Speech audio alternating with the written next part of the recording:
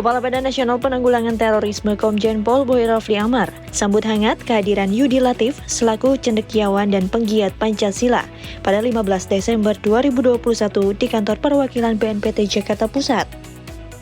Bersama Komjen Pol Boy Rafli Amar, sosok inspiratif yang sempat menjabat sebagai Kepala Badan Pembinaan Ideologi Pancasila BPIP 2017-2018 ini berdiskusi dan berbagi pandangan mengenai pengamalan nilai Pancasila di masyarakat hingga penanganan terorisme berbasis soft approach.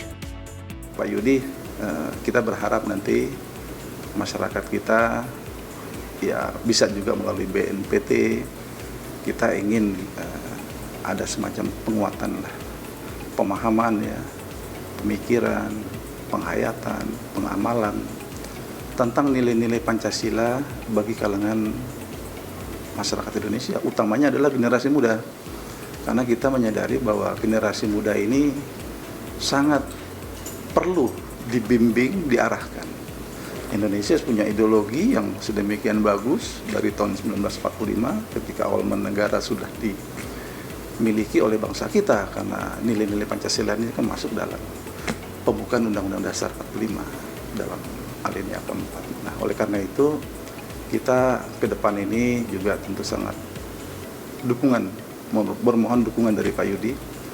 Semoga pemikiran-pemikiran Pak Yudi Latif bisa menjadi bagian dalam rangka memperluas hasanah pemahaman generasi muda Indonesia, sehingga generasi muda Indonesia itu tidak lupa akan jati diri bangsanya yang memiliki ideologi Pancasila. Jadi kami terima kasih Pak Yudi sudah datang, dan tentunya mungkin ada sedikit kabar tentang Pak Yudi hari ini, bagaimana kabarnya, karena nanti mudah-mudahan nanti setelah ini Pak Yudi bisa menghadiri acara podcast kita. Terima kasih. Saya melihat ada banyak terobosan penting ya, program BNPT di bawah Pak Boy itu. Tadi saya melihat sejumlah film ya, konten yang dipresentasikan di sini. Salah satu yang membuat saya tertarik itu di satu sisi di bawah Pak Boy ini memang penanganan terorisme memang tidak bisa kompromi ya.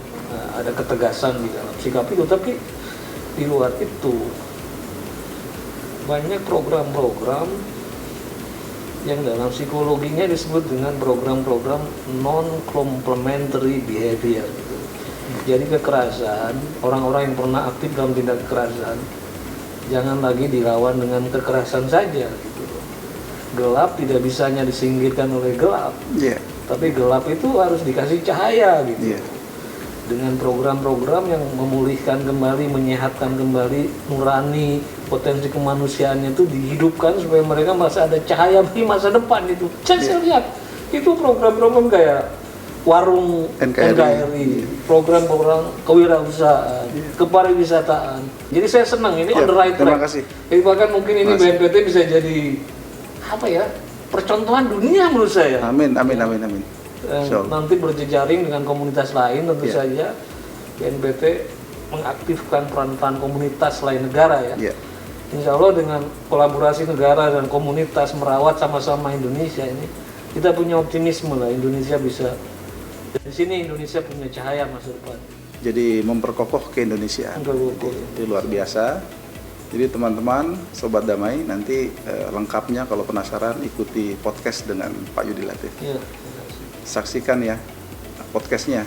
Jadi kami terima kasih Pak Yudi sudah datang, dan semoga ini bagian ikhtiar kita untuk terus membangun Indonesia, membangun keindonesiaan, dan mewujudkan cita-cita proklamasi untuk mewujudkan Indonesia berdaulat, makmur, adil, dan sejahtera.